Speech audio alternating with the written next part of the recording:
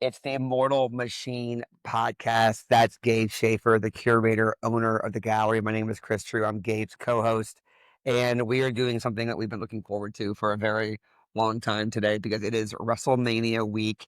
We're going to discuss, for the people who don't watch wrestling, we're going to lead off with a discussion making the case that pro wrestling is art. And we're going to go into the card today. So the people who love wrestling, we have something for you. People who love what we do but are skeptical about wrestling, boy, do we have something for you as well. Mm. Before we get into that, Gabe, tell the good people where your fandom for pro wrestling first started. Oh, well, at my grandmother's house, my grandmother Bungie, I would, I grew up in Parksburg, West Virginia. On the weekends when my parents didn't want me around or whatever, I would go and I would hang out at my grandmother's house on the weekends in town. And she watched early, I guess it was NWA at that time, which was on Turner. And so I think the first matches I can ever remember seeing were NWA matches with my grandmother. And then, of course, WWF I discovered right around that time, too. See, this is precious and fun because so many people have stories like this, and Yeah, it makes a little bit of sense. It's like, oh, why are you a Cowboys fan? My papa liked the Cowboys, or why totally. are you a Saints fan? I grew up in New Orleans, whatever. Was a frail white lady that made teddy bears that got me into it. It's really funny. So like I had no connection to wrestling. I just was one of those kids that was instantly drawn to it, instantly consumed by it. I mean, by design, they know what they are doing when they're Mm. making this product. But nobody in my family liked nor approved of wrestling. My parents weren't like actively telling me to not watch it. I still got the Ultimate Warrior pillow for Christmas. I got the membership where I got the cassette tape that had all the wrestlers' intro music. I'm Cool. 9 years old doing my own wrestling entrances, so they were supportive of it. But I did not have a doula like you had with your grandma. Doula. Yeah, she was a doula, wasn't she? And, Yeah. and and we are looking to be some of a doula for some of you right now because we want to make the case that pro wrestling is art. Which this is not really a debate, to be clear. Like I think 100% pro wrestling is art. But Gabe, make the case for this. Why is pro wrestling an art? Yeah. Jeez, where do we begin? Well, because it's a complex art form because it's a combination of numerous professions and practices that all have to be like firing at a pretty high performance level in order for things to be pulled off. So we start with the first obvious thing, which is that the majority of these folks are on some level or another, they are stunt people and they are trained, taught, they for some reason or another, they can absorb and take a lot of pain in a lot of really wild situations as far as like physical trauma. And they also, on another level, are also gymnasts too, I think, in order to be able to do some of the things that that a lot of these wrestlers like are doing in a ring. So those are two things: athletes, basically, stunt people, gymnasts. These are beginning level qualifiers. Things are all, without a doubt, art. 100%. Without a doubt, those things 100%. are art. Question. And then we now throw into it this other aspect, which is theater, which is another big part of it. Like the really great performers are also, as we know, really great actors and really good at understanding how to work an audience. But there's a difference. Like they're not like film actors. They're more like theater actors because they're dealing with a live audience. And I would argue that pro wrestling is also one of the highest levels of theater. Totally. And almost anything performed is, well, I think anything performed is, you could probably make a strong case that it is art. But I think anything that is made up on the spot mostly could also be considered art. And the thing about pro wrestling is it combines all of these things Totally. into the same piece of art. Totally. Then there's pageantry, of course. It's quite a bit of interesting, like To the intro, without question. And I think one of the even, although the nerdier you get with it, and also this is also a thing that's sort of conveyed through the Unreal documentary series that they've been doing, the mechanics of how this works as just a production itself is bonkers because athletic teams, whether they're professional football, baseball, basketball, whatever, they work in seasons, and those folks will be going hard like on a regular basis for a chunk of the year. And then yes, off season, they're probably training, but it's not necessarily the same crazy shit that they're going through when it's in season necessarily.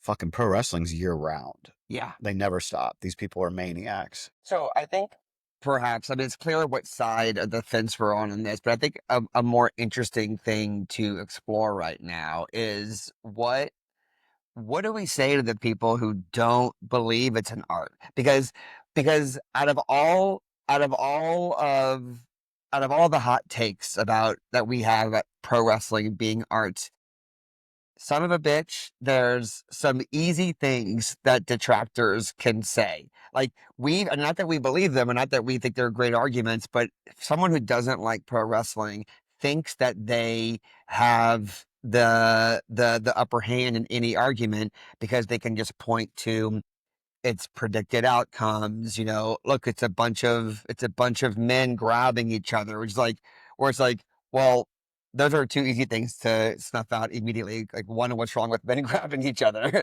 But two, also, all television is a scripted outcome. But Yeah, no, you've seen it before. I mean, we watched the Royal Rumble, the second biggest, third biggest show of the year. We watched it in this studio, Gabe, that's right. and there during a Mardi Gras parade, Yep. and there were people who we both like a lot who were here and who were just like enjoying shitting on it the entire time. Totally. So like, what do you like? What's the silver bullet argument for people who don't buy pro wrestling as an art? Sucks to be you, bro. Um, Close. I mean, I think that not everything has to be sold. And so it's like, well, okay, baby, if you're not feeling it, you're not feeling it, and it's okay, you know. I do like to wrestle, if you will, mentally with these folks and conversationally, like, because if they want to challenge the authenticity of it being like actually valid, I'm down to have that conversation. And I don't even really, my goal is not really to convince a person that can't be convinced. My goal is more to, but however you've seen Morgan didn't know anything about pro wrestling. And there's been a couple times now where Morgan's been up Morgan, about gallery wrestling, manager at Mortal Machine. and she sees some of it and we came back in and Morgan's still sitting here watching it. Yeah. And because she wasn't aware of the level that the women are at. And so I introduced Morgan to Rhea Ripley, and it just kind of blew her fucking mind when she saw Rhea Ripley and what Rhea Ripley's all about. So I think that it's like, I'm not really trying to convert people to, because honestly, like, one of the things I like about the stuff that I like sometimes is it feels like it's something that's, I identify it with it. It's a part of who I am, my love for something. And I don't expect everybody, like, I had this really bizarre conversation, and it's still the weirdest conversation to me that I've had in the last 2 weeks with a person that I know fairly well that owns another, or is a part owner, or is a part of one of the well-known businesses in the quarter here. And we were at our bar, and somehow it came up, the conversation about Nine Inch Nails and the song Closer to God. And this person went thoroughly in on trying to Goodwill Hunting me that this song was somehow cringe, awful, and all kinds of fun angles. And it kind of shocked me because it was like the idea of anyone trying to present to me that Nine Inch Nails is uncool is an impossible concept. It will never reach my brain because I'm more fascinated by the fact that you think this way than anything about you's ever going to get me to think otherwise. You know what I'm saying? So I kind of feel the same way about wrestling. Like, all right, well, I have friends of mine that are definitely intellectuals that love to give me shit about it. Like one of them last night when he was like, "What are you doing this weekend?" Because I was planning for the weekend, trying to figure out stuff about Sea Cave where we're going. And old boy's like, "Wow, what's going on this weekend?" And I was like, "WrestleMania, baby." He's like, "Bro, you're a fucking lost cause."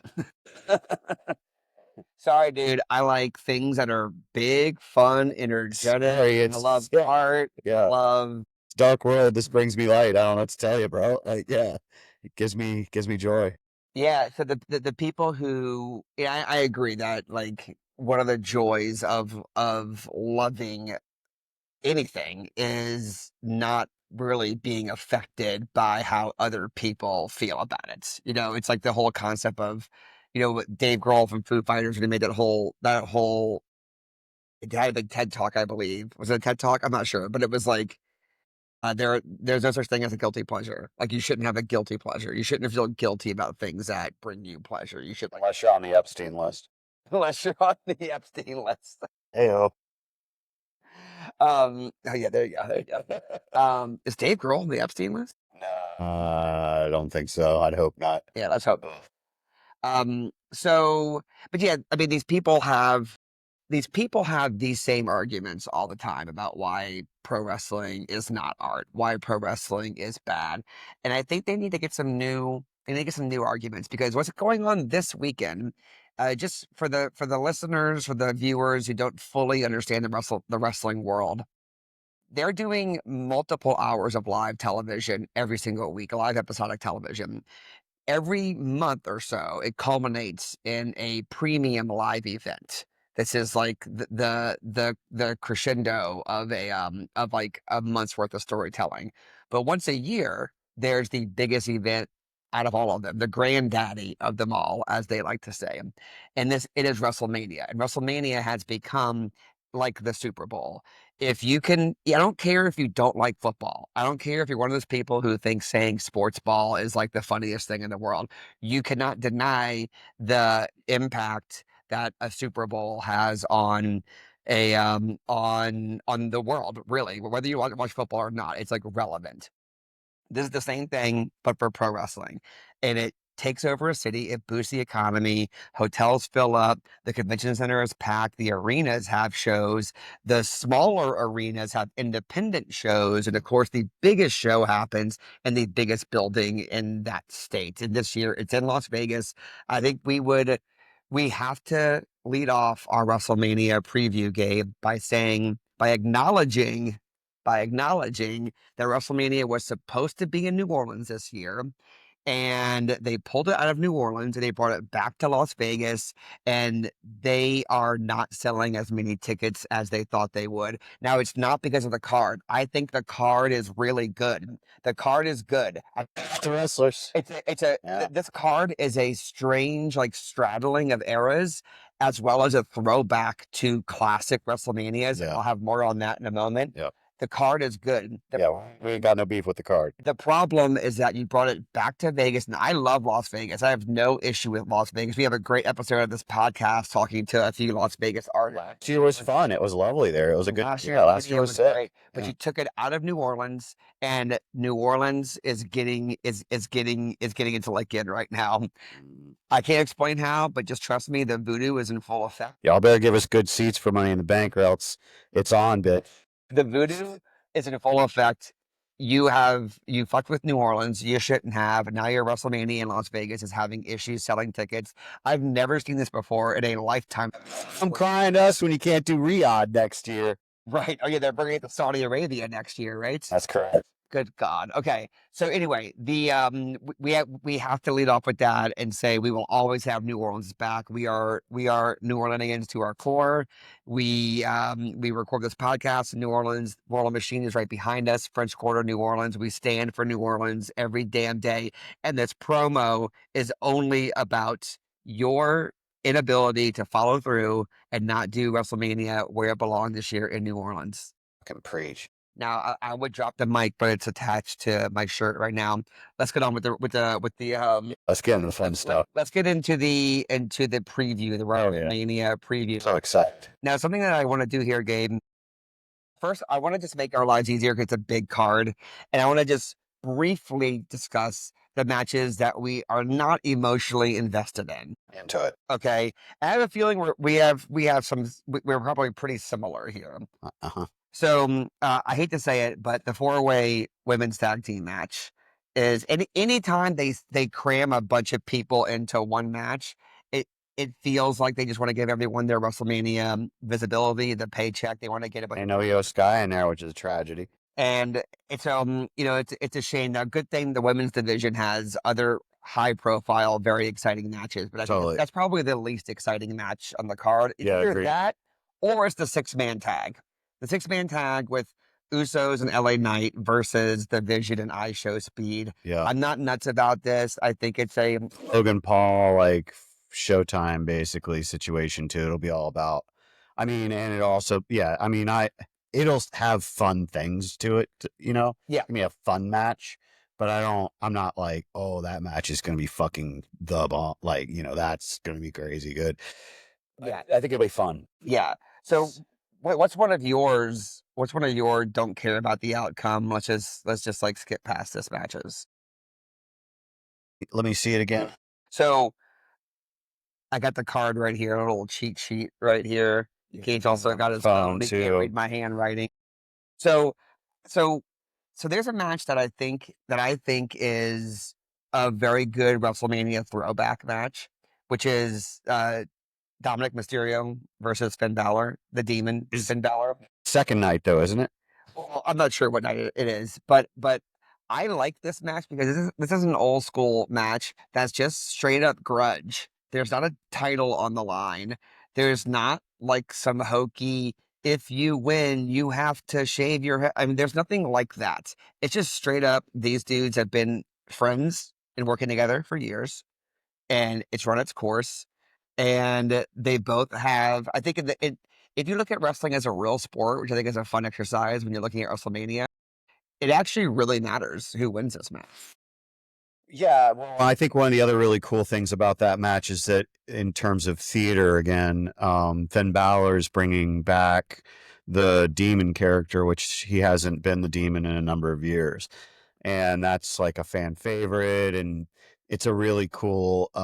And his version of like the demon doesn't have that same kind of like super evil feel that like the Undertaker or the Fiend had or anything like that. Demon's got a different kind of vibe when he plays that dark shadow self of himself, the demon. But I think it's going to be cool to see how that character is brought, like his intonation of that character again. What is that going to be like? Because of the fact that he hasn't played that character in a while. Yeah, and Finn Balor going over in this match, I think, is crucial because Finn's really, they got to get him back in the mix. That guy's really talented. he's so talented, and Yeah. he has the ability to headline a pay-per-view, a PLE, and a loss for Dominic doesn't really change anything about his character, and we love Dirty Dom. Now, okay, on Saturday we already covered the 6-man tag. We covered the fact that we've got the fatal 4-way, but I don't know. I mean, I think Fatu, Jacob Fatu, and McIntyre. Like,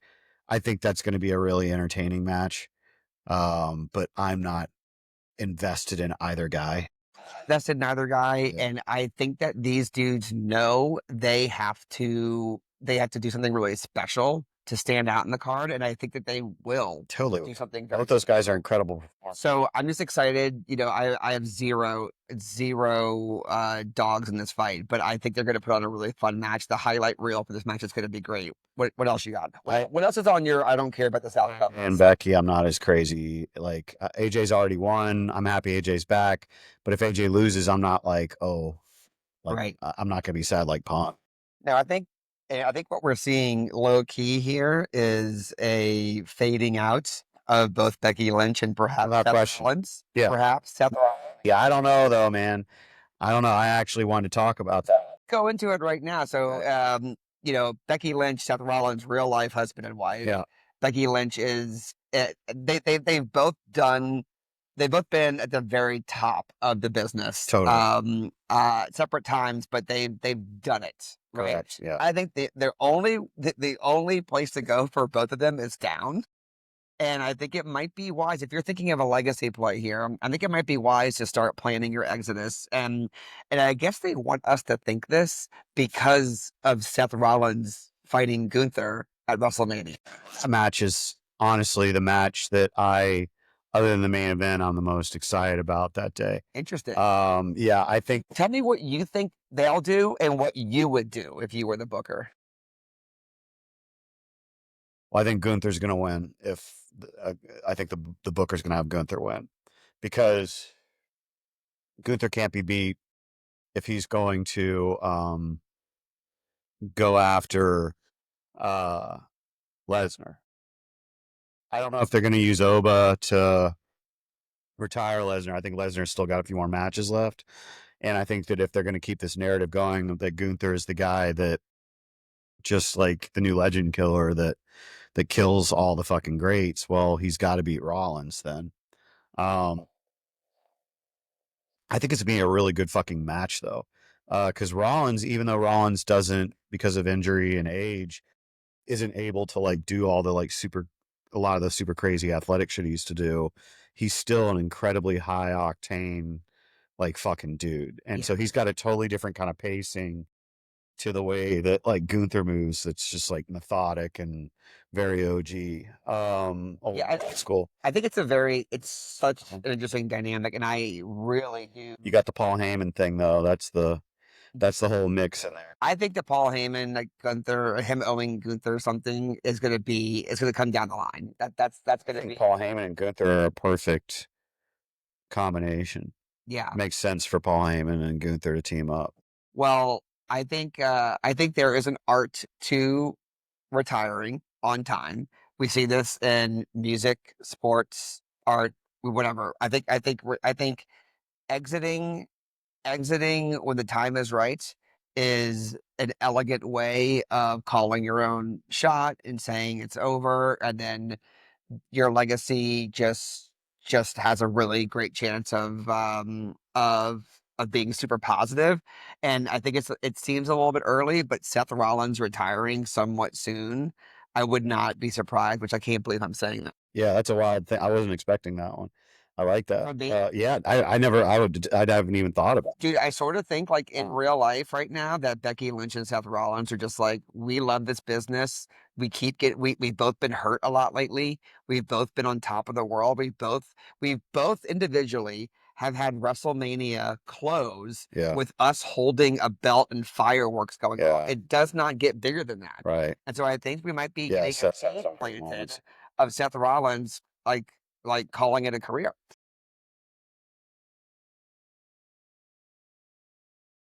Back here and my midnight lady, Liv Morgan. Wait, before you get into this, did you see Liv Morgan's music video? God, it's awful. Come on. It's a huge crush on Liv Morgan. Like me and half the world. She's the ultimate toxic blonde. God bless you. And she has a really cool like name in real life. I can't remember what it is. It's like Gianna something, like a really cool last name. And So- even her name was dope. Let's push this. That's a messy match though. Yeah, so like what is great about this is Liv is toxic, messy, chaotic. She's so good at what, but I think like, she's so good at that character that you can't help but wonder if that's who she actually is Right. on a certain level, you know? Right. Like I do see I know she's got a farm. She loves animals. She's a little Bible girl, supposedly. She's a Bible girl. Yeah, she posts like little screenshots of these like daily Bible quotes Well, that she uses for inspiration. Okay. Never seen her promote the whole like J-Man move or anything yet, but she does post these like daily inspirational Bible quotes. Liv Morgan is like I think the older, more mature wrestling fans are like, this is a great character. She's Ugh. she's a 100 out of 100 on this character. Villains, I think, of all time. And her opponent, Stephanie Vaquer, is like classic case of a child's favorite wrestler. Yeah. I also like Stephanie Vaquer. I'm not dogging her, No, but a little bit of face paint, you know, like she has very good girl moves, you know, like hero type of like. Yeah, she's just like moves. dark hero. Yeah, and so this is a really fun matchup. Now, what would you do versus what you think they'll do? Live over. On both accounts. Yes. I mean, Liv, we 100%. want Liv with the belt. I mean, Liv doesn't need the belt, but Liv with the belt even more. is incredible. Wow. It's incredible. Yeah. And of course, I think down the line we're going to see Liv probably drop the belt to a member of the Judgment Day, but we're getting ahead of ourselves. Oh. All right. We also have the IC title match, which I think is really interesting. Sami Zayn, Canadian white man, very white man. Yeah. Versus Trick Williams, who is the opposite of everything I just said. Yeah. Trick Williams has one of the best intros in pro wrestling right now. Yeah, He has one of the best looks in pro wrestling right now. Yeah, This man is absolute money. Yeah. I don't see any world that, out of all the matches on here, the outcome that I think is the most guaranteed is Trick Williams over Sami Zayn for the IC 100%. title. 100%. I don't see how that wouldn't happen. 100%. Yeah. Yeah. Anything to add to that? Yeah. I 1,000,000% agree. Great. Yeah. Great. And we like Sammy, but he's a nice guy. He's a nice guy. We already talked about Demon Dominic. We talked about the Intercontinental Champion. Well, that actually is the United States Championship. The Intercontinental Championship is the ladder match. Yeah. That's the 6-man ladder match. It's a weird mix. Super weird mix, and it's hard to think about how they're going to book this one because of course, with a ladder match, I think what the art of a ladder match, Gabe, is all the spots that happen throughout the course of the match. There's always innovative ways of using the ladder, and that's what we're most excited about. But when I think about the outcome, I have no idea what they're going to do here. I got 2 theories. Okay. Safe bet Penta. Yes. My bet Javon Evans. If you want to pop the crowd, see, I sort of feel I like to overthink and overanalyze the order of matches. I've done this since I was a little kid. I think that this outcome might be predictable based off of what happens earlier in the card. I think if we need a big face pop, a big good guy pop, Javon Evans. Well, early at the night. They're the second match of the night. Wait, they already announced the order of all the matches? Yeah. The order goes here. And then, like, these, you can kind of figure out who the main event is. Well, the first 2, yeah. That's why they're saying live on ESPN2. Yeah. Is because they're trying to get people to tune in and watch it for free and then subscribe to whatever upgrade it is to be able to have it. Yeah. By the way, I think that that's a great idea, but that's crazy to put the ladder match on for one of the free ones because Totally. for someone who is not hell bent on watching the Brock. I know. I just don't. I actually think that seems really crazy to me. That's like come eat at this restaurant. Let me give you a a quarter of a steak, and let me give you Here's Wagyu. Yeah, and it's like okay, well I had the Wagyu, I'm gonna go somewhere else now. Wagyu's free. I feel like they need to sell us on like the pomp and circumstance and the pageantry of it all, and then do the ladder match later on. But whatever, I'm getting it. Having over Brock first is crazy. Yeah, that match is gonna be nuts. So let's talk about it. Brock Lesnar, Oba Femi. This is classic. Like, recognize that Brock Lesnar is extremely at delicately putting it problematic. As a regular real human. Yes, that's right. 100%. So we're not brushing that under. No. And I think they're trying to sweep him out, get his pops, get him out. Yeah, I think's going on right now. So yeah. Speaking of problematic, we'll get into this more a little bit later. But did you see when Punk called what do you think about McAfee? Pete McAfee. Pete, yeah, Pat McAfee. Pat McAfee. That's pretty good. The man's. Okay. Yep. So Oba Femi, Brock Lesnar. I think the question is just how quickly does this match end? Oh yeah, it's gonna be brutal. I think it's gonna be an incredible match. I think that it's gonna be one of the best matches without question, in my opinion, of the whole weekend. Could possibly be the best match. All right, Gabe, I got a question for you. You don't have to answer this if you don't want, but I can already see the clip coming out of this episode right now. In the art world, if you're Oba Femi, who is Brock Lesnar? Damn. Brock Lesnar would definitely be a mega gallery. Yeah. I'd say Brock Lesnar is probably the Larry Gagosian of pro wrestling, I suppose. Yes. Right. Yeah. And since you're Oba Femi, just for the people watching on YouTube, by the way, if you are an audio listener, there's video of all these podcasts up on YouTube, as well as a bunch of YouTube shorts. For the people watching, can we get a quick Oba Femi intro? No, because I'll do this. That's what I meant. Okay. All right, as you were. Oba. I'm gonna be so drunk, yelling at the top of my lungs in Sea Cave. It's gonna be amazing. And that's going to be just the first match. I'm going to be fired the fuck up. Yeah, so we're on the same page here. This Oba Femi is going to go over. It's just a matter of how quickly. I totally think Oba's going to win. Yeah. Okay, let's get to Rhea Ripley and Jade Cargill. I already got my favorite. Yeah. So, but what would you do? So I know you're a Rhea Ripley, Mark. You Just gonna be trading titles along with fucking EO for like years. Because these girls are so good that it's like you can always make a case for Jade to me, even though I think Rhea is more over than Jade. Uh, I think Jade is just an incredible specimen. She continues to improve. We don't have Bianca Belair. We don't have Naomi. So I do feel like if Bianca or Naomi were back in, then we would have other conversations about these titles.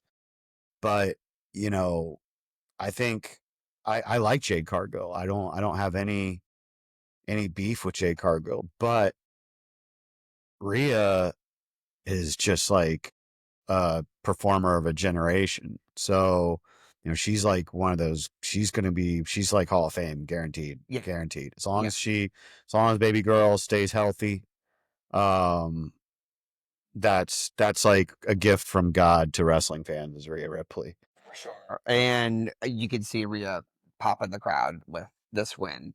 Yeah. Now, that's our women's world title match. The last two matches we haven't discussed here now are the other baddie, two the biggies. title matches. Yeah. And I'm sure we could probably go for an hour plus on each of these matches because they're so rich with there's just so much context, so much energy, so much history behind these matches. Yeah. But let's not overindulge here, Gabe. Okay. Let's kick us off with Cody Rhodes versus Randy Orton with Pat McAfee. Fucking Christ. So, okay, we got to say, you're a wrestling fan who you are following along on social media. You're reading the dirt sheets. You're aware. That's what gets me through the apocalypse. Yes, yes. So I used to be this way. I still like in my heart, I'm very interested in it. I'm not like acting like it doesn't exist. I'm not like shunning it. I just, I have learned that I enjoy the product more if I'm not overdoing it. All that being said, there's some really great extracurricular things going on with this Cody Rhodes Randy Orton match that I only know about because of you. So let's talk about what happens when like real life gets mixed in with performance art like this. Yeah, they're pulling some fun kayfabe flips for some of these matches in the last like week to 2 weeks. So Pat McAfee stole the title from, it's basically become more about Pat McAfee than it has. I'm gonna call him that forever now. Pat McAfee. It's been more about him than it has been about Orton and Rhodes, which is mad annoying because the rivalry and just the greatness of these two dudes wrestling each other is enough. But Had that incredible heel turn for Randy. true. They turned Randy into a villain like over a month ago, 2 months ago, and everyone was so pumped that we had villain Orton back. It was already good, bro. But the thing that is interesting, and correct me if I'm wrong here, so Pat McAfee, who until very recently was like pretty universally beloved in general. I'm painting with broad strokes. Agreed. No, 100%. But like was a broadcaster, works for ESPN, has a very successful independent sports talk show that then got signed on the ESPN, like a major success story. It's college game day stuff, social media phenom. Well, and his manager is on the board of TKO. That's what I'm getting at. Yeah. So the thing is, Pat McAfee gets inserted into the storyline, and we don't know this at first, but it comes out that it's Well, because of his agent who is on the board of the company that runs professional wrestling. it's WWE, TKO. And so the storyline is that they're putting this guy, they're shoving him into the storyline. There's nothing wrestling fans hate more than a celebrity who's not one of us getting shoved into a storyline. Yeah. So now that is now becoming the storyline, and the fact that it shouldn't be part of the storyline is itself the storyline. Yeah, it was a decision. It was a real life decision made by a shareholder that forced himself into the story, and the creative department itself, which Triple H runs, the creative department, had nothing to do with it and wanted nothing to do with it. But I love all of this. Oh, they're gonna make it work. Yeah. I know that on paper some of this stuff is like that sucks. But I'll never forget WrestleMania 30 whenever they were like, pushing Daniel Bryan out of the world title picture. They're like, no one wants to see him. Meanwhile, the crowds are going crazy. I had a friend, someone I was really close with at the time, who I do not have a relationship with at all anymore. Not because of this, but this is worth it.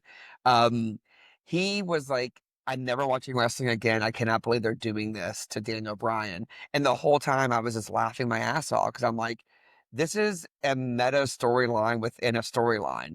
The thing here is that he will overcome all the odds, and and then lo and behold, he did it. He did it down the street here in New Orleans at the Superdome for WrestleMania 30.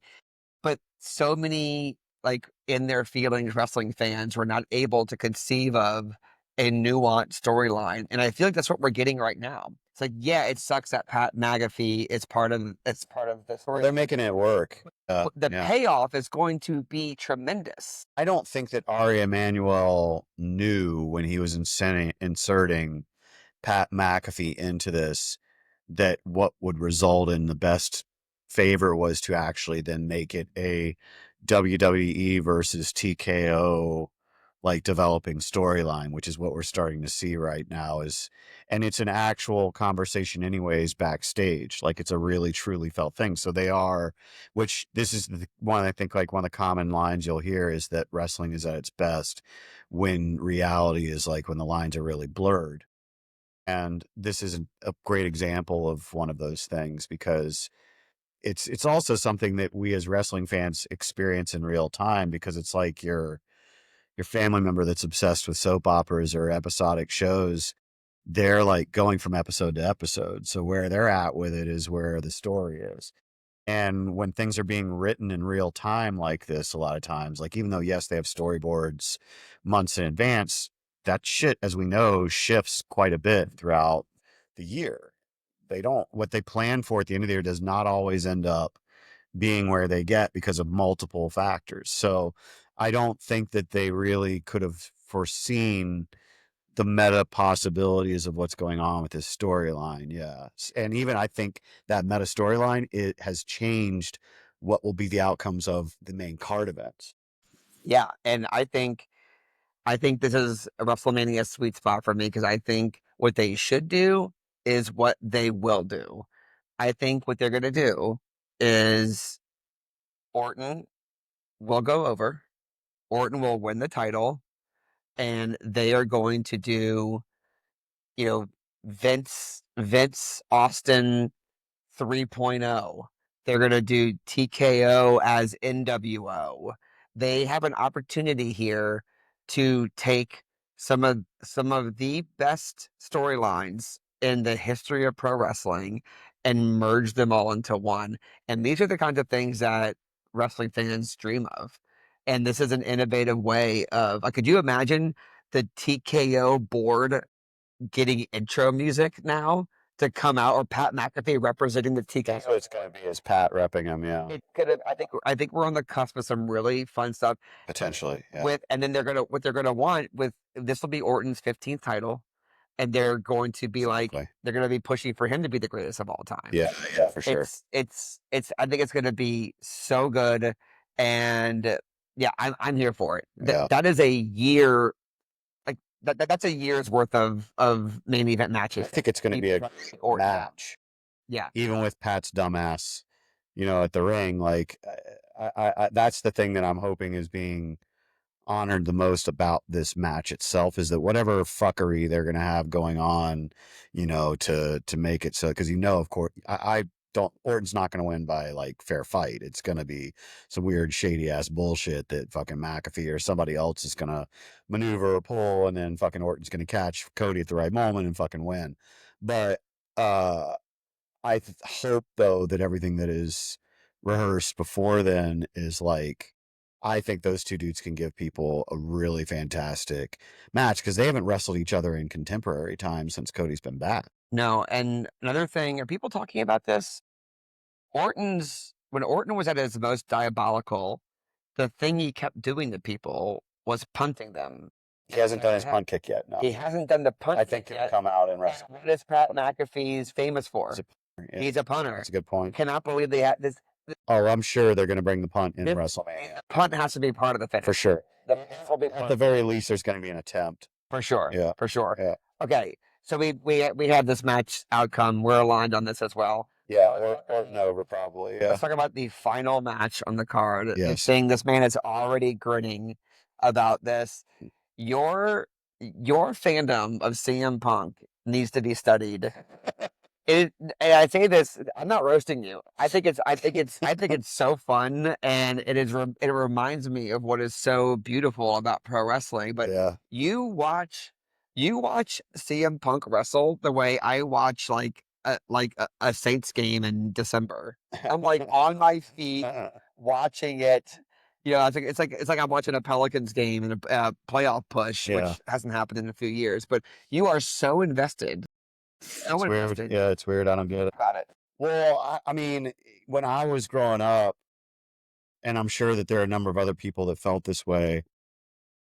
Like obviously Jeff Hardy, I think appealed to a certain sector of like dude or people that like were kind of like, I was like a nerd reject kind of guy. And I never imagined myself like I didn't go to gyms when I was growing up. I was scared of gyms, at a certain level.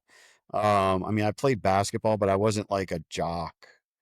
And I did like music, but there wasn't like in West Virginia, like I don't remember if there was a punk scene when I was a kid there. I didn't know about it. It was a really small town, Parkersburg. So, you know, I found identity with punk originally because like, I don't know, he just seemed to have this feeling that I could project myself onto and be like, oh, that's a guy I identify with, for some reason or another. Now, he and I have always had a very stark contrast between who he is and who I am, because I am the opposite of straight edge. I am the anti-punk in that respect. A good point. Yeah. But I admire straight edge culture. Like I'm not like gonna be an asshole about it. Like I have way more tolerance of straight edge people than I do vegans.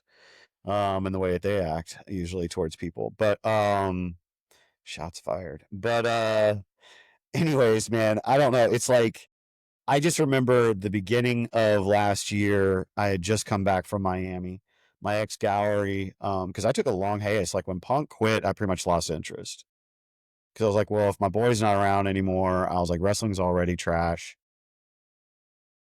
and there wasn't like an AEW at that point that was like getting everyone's interest, like AEW is now, which is such a great alternative to WWE.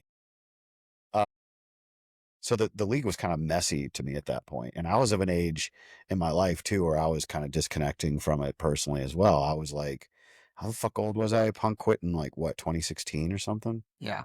Yeah. So yeah, I was out of wrestling by that point. And so now Punk is He's what got me back in. yeah. I watched the first episode of Monday Night Raw on Netflix. Yeah. I didn't know he was on that night either. So What the fuck? his being at the top of the mountain right now is sort of represents you being back into wrestling. So some of that like excitement probably is connected to that. And I project on his persona. Like his persona has a certain energy that I very much like identify with his character about a lot of things. Yeah, and so this Sunday, the main event, the final match of WrestleMania 42, which again should have happened here in New Orleans, is happening in Los Angeles. Can you imagine if it had been here? I know, dude. Oh my God, bro. I would have gone broke and been like so happy in the process. I know. But we got to talk about the build up to the match, what we think will happen, what we want to see happen. The build up has been great. You know, this is one of the all time best build ups, blending the real world in with the pretend world. It's really can't say enough good things about it. Yeah, they've taken some wild. They're talking about dead family members. Yeah, I mean, well, it has these like peaks and valleys, but you're going to expect that because these guys are cutting like multiple promos every week. So, you're having to like keep this fire sort of like stoked and then in a way like build it at the right time in terms of the interest right when it's time to go. And they had a really interesting rhythm to this because yeah, right out the gates it came like hot. You know, fucking Punk talking shit about laying Roman down in the fucking grave next to his dead father and shit. Yeah, Punk was coming in hot, and even Roman was coming in. And I love the Real Housewives style editing here because like on Real Housewives on Bravo, when someone says like, "I've never said that about you," they like cut to a montage of all the times they said that, Yeah. and they're kind of doing this with this rivalry Yeah. because Punk has said some just untrue thing as far as the Punk's a liar, bro. as far as the storyline's concerned. He Yeah. said some untrue things. Punk's a liar. Every wrestler's a liar. But he puts out that he's the voice of the people and that he tells the truth, and people don't like him because he tells the truth. So that's why it was. That's one of the things I think is so honest about him is that like that's human. Nobody's virtuous, bro. Nobody's truly virtuous, and a lot of us, like I think, like all we can hope is to be a good piece of shit. Okay, so who will be the best piece of shit this Sunday? I think it's really tough. It's really tough to Yeah. call because Won't be surprised if it's wrong. you can't be surprised. It's like betting against the Patriots in the early Right. 2000s. But I You think know, if you're gonna have Orton win, it makes even more sense for Punk to win. yeah. And the thing, Punk has not gotten the closing of the show moment yet. He has not won main event yet. He has earned that. That's the other thing. So I do believe that I think Punk's going over. I think Punk's going over because Roman can disappear for 2 or 3 months and come back, and we'll be happy to see him. yeah. Whereas Punk can ride this wave and until he gets tapped out by Gunther in 18 months and he also retires. Yeah, I think Gunther will probably end up being the person that ends. Yeah. Yeah.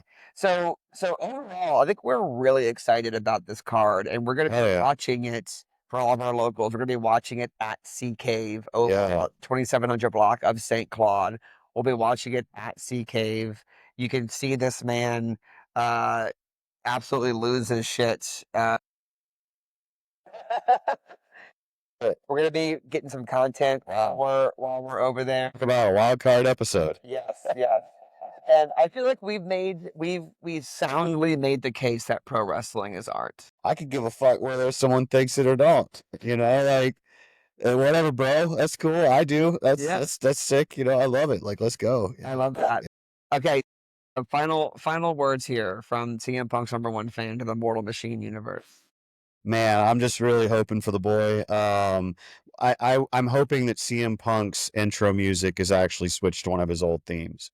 That's what I'm hoping to be the kind of wild card. I do love the Living Color intro. Of course, it's iconic, but I think that for this particular match, he needs to flip to the OG mode and go back to Fire Burns. Yeah. I can't wait for the intros. They always come correct. They always do really fun stuff. WrestleMania is such a treat. Doing these episodes for you all, such a treat. If you're a fan of what we're doing, you can really help us out by liking and subscribing on your podcast platforms. We're also on YouTube. If you're not watching us on YouTube right now, go ahead and add us to your YouTube subscriber list. And leave a review. Leave a nice 5-star review wherever you listen to this. All these little things help move the needle for us as we continue to grow this podcast. And the podcast is growing, Gabe.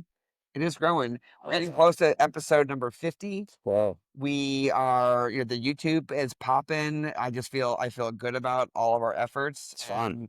I don't think there's not very many, or if any, art galleries making cool content like this.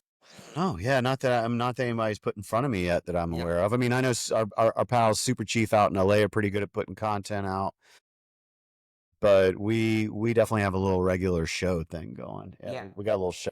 And we're just getting started. This universe is building and expanding. Thank you all so much for being a part of it. That's Gabe Shaffer. I'm Chris True. We'll see y'all next time. Bye. Punk. See. Best in the world.